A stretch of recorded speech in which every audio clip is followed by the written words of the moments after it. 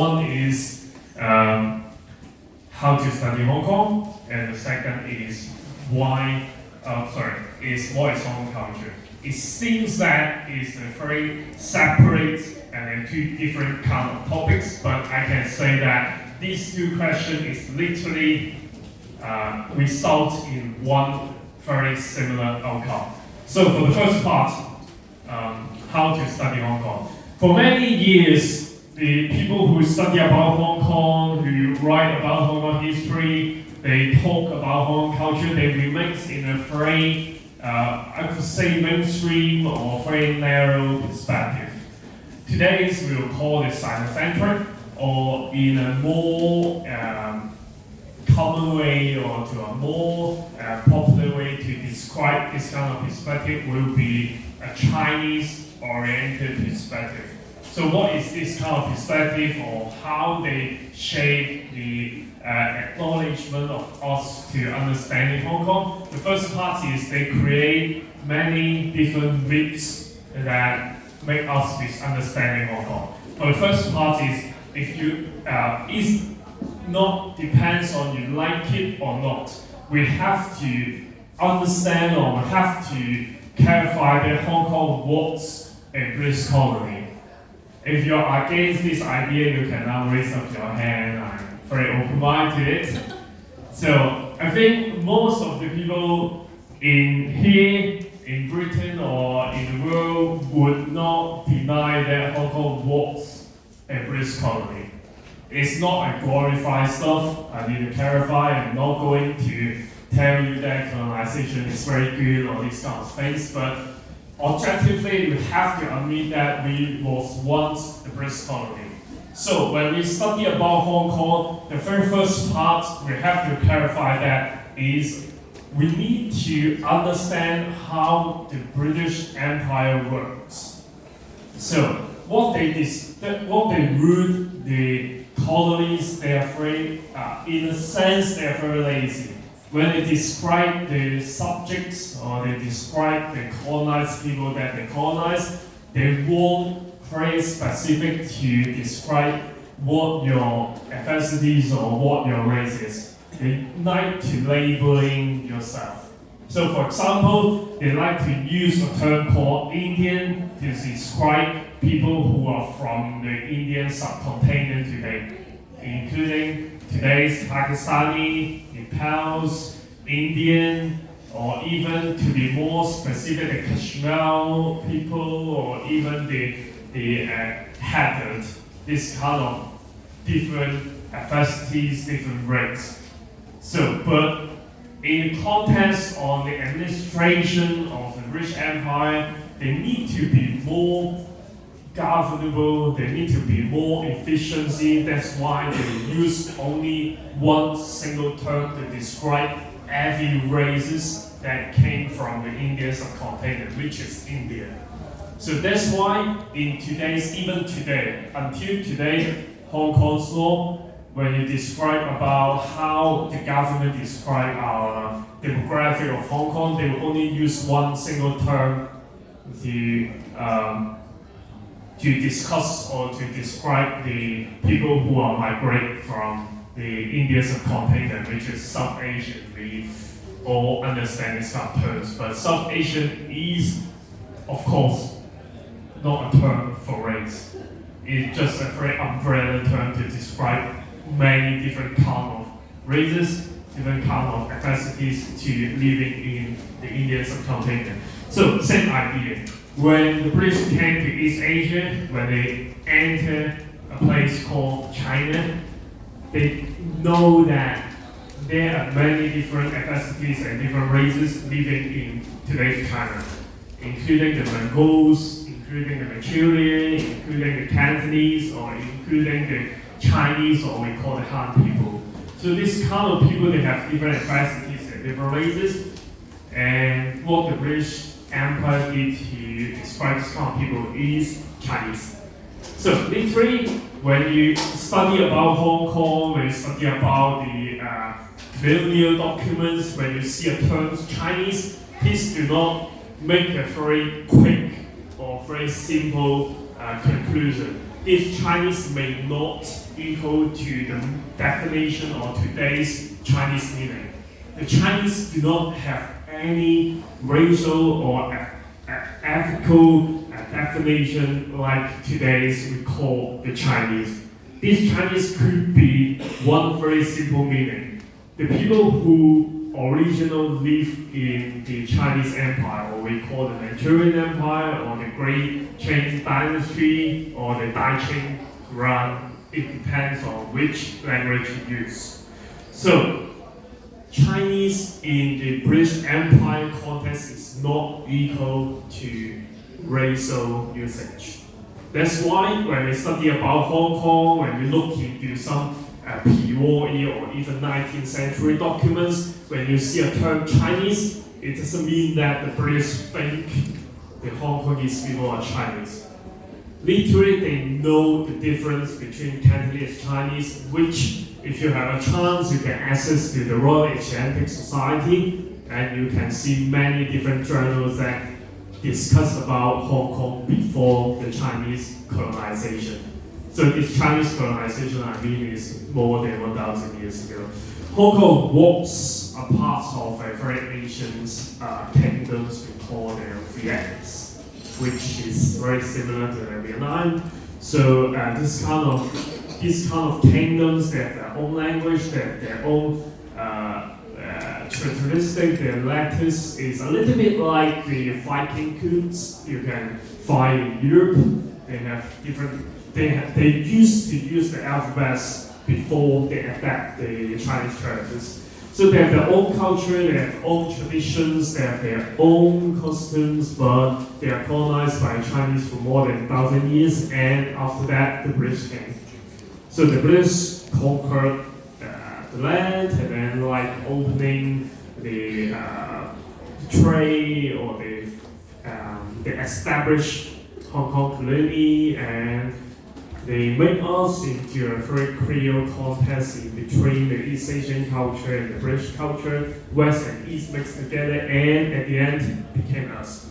So today we are not going to discuss if good or not, the British is evil or they are good. This kind of things is meaningless. But subjectively, what as a Hongkongese we face is we are mixed. We could not be simply to label as Eastern or Westerns. We are like somewhere in between. And objectively, we're speaking from the facts. We're speaking from the evidence. We all know that when we study about Hong Kong, we could not be very simple to describe or to study to understand that if we find some wordings, some passage, some paragraphs written in Chinese, it doesn't mean Chinese. So please be careful. When you study about Hong Kong, you need to use the viewpoint or even the perspective of that colonial officer. You do not need to agree with the colonial context, you don't need to agree with the colonial perspective, but you need to understand what this kind of colonial terms means. So this is the first part of why or how to study Hong Kong. And the second part on how to study Hong Kong is a little bit further from this perspective or the colonial term. The first part is please turn all your back to all Hong Kong studies you study back in Hong Kong. Because in Hong Kong, the history textbook or even the history books you can buy in the bookstore or the department store, they all suggest one very interesting myth, I would say. They want you to believe that every successful or every contributions of Hong Kong culture are built in the post-war era. And why they have to do that? Because before post-war era, every person in China or in the Cantonese region, they migrate to Hong Kong is by their will. They like Hong Kong, they want to be a Hongkongese, that's why they move to Hong Kong. At that time, China is free China, still free China. So they do not need to escape China to Hong Kong. They moved to Hong Kong because they like Hong Kong. But the post-war era is different. When China turns red, there are many people who more like the nationalist government, or they do not like the communists. They fly to Hong Kong without their willingness. They do not like to fly to Hong Kong. They like to stay to China, but they have no choice. And these kind of people, they are not only from the Cantonese region. There are many like from Shanghainese, or they are from Peking. These kind of regions, they do not know the Cantonese culture, or they looking down on Cantonese culture. So they have to create a myth we call the post-war Chinese refugee myth, is to let the Hong Kong people to believe that every Hong Kong characteristics, Hong Kong culture are built from the glorious Shanghainese culture. It's like the Canton Pork. They would say that this kind of music are taught by the Shanghainese in the 1920s, which in fact that is the first westernized Cantonese music developed in 1926. But the first pop song in Shanghainese published is 1928. And who taught the Shanghainese to sing is a Cantonese called Lui Manjing. And he's a Cantonese. It's very interesting. And we call the factories back in the 1920s. Hong Kong is full of the major industrial cities in Asia. And what the Shanghainese, they have to send their officers, or they have their university to send their scholars to Hong Kong to study on how to build a modern factories back in 1931. They need to learn from us, and they told all of us when they, in the post-war era, they came to Hong Kong, they said Hong Kong industrial development is as late as 1950s because of the Shanghainese capital came to Hong Kong, and they taught us how to make modern factories. And of course, this line and this a myth. And the last part is another part that I think is very important. Some of advertisement, I will have a Bing Sun event in 19th of this month, and another part of the Hong Kong March events that really encourage you to join. But why I have to do the advertisement? Because when you look into Wikipedia, when you search Hong Kong Bing Sun, the description will be Bing Sun is developed in Hong Kong in 1950s from Canton. The Canton refugees came to Hong Kong, and then they teach Hong Kong people how to enjoy milk tea. They teach Hong Kong people how to enjoy the Western cuisine.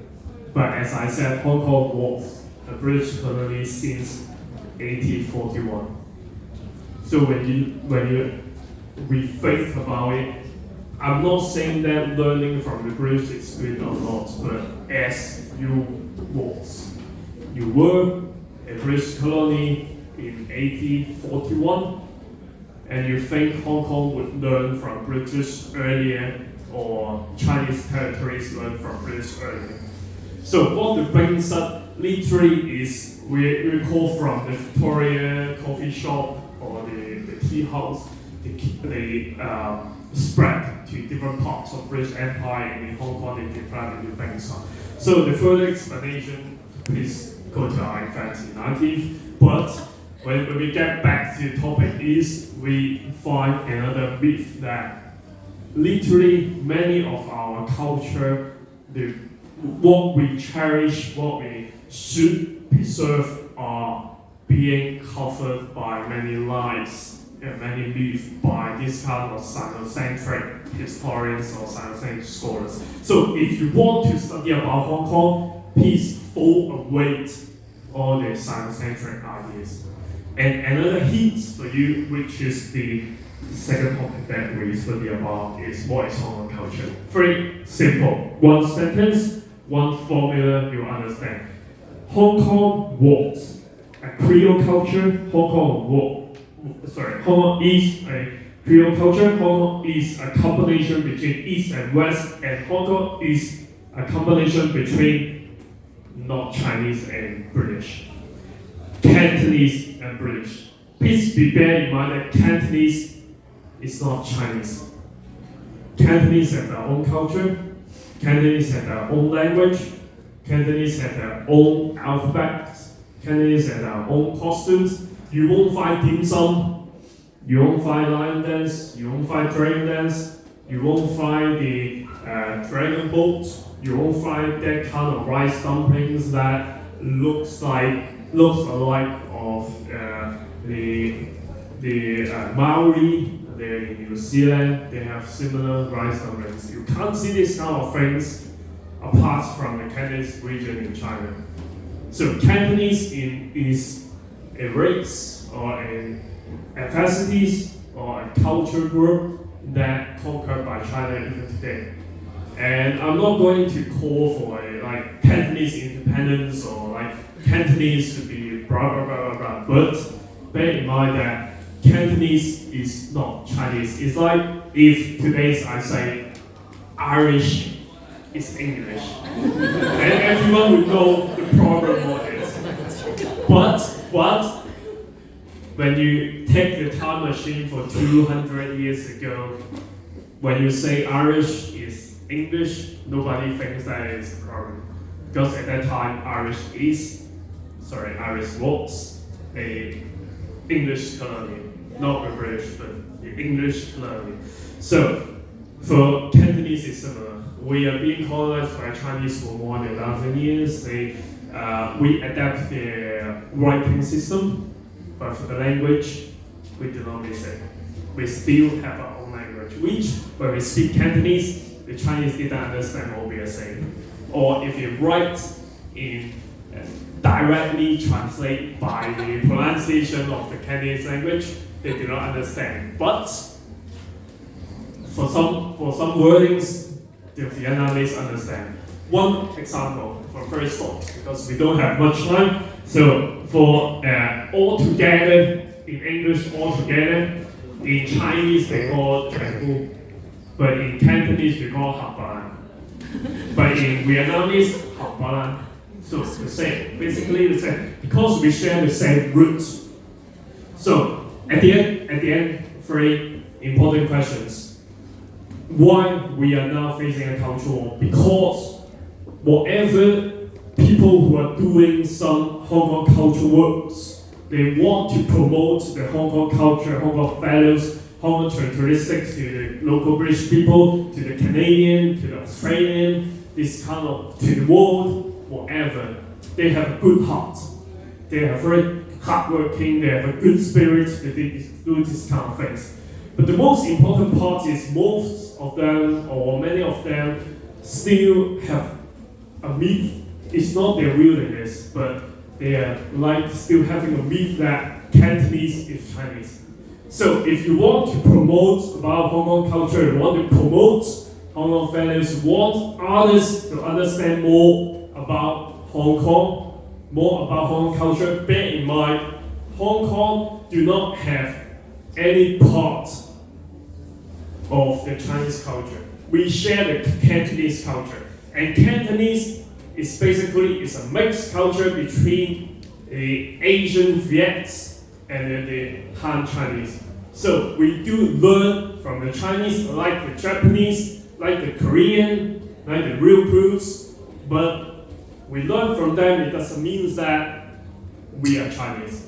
So if you want to support Hong Kong culture, you want to support Hong Kong art, you want to support the Hong Kong activities, so you want to keep the Hong Kong culture, keep going and going, so please stay in your seat. And the next sessions, we have a very great and very representative of the Hong Kong culture, Hong Kong values that when you see their painting, you will feel the spirit of Hong Kong, which we developed since 1841, a spirit that we are fighting for freedom, and then we are fighting for our own culture. Thank you. Thank you, Kevin.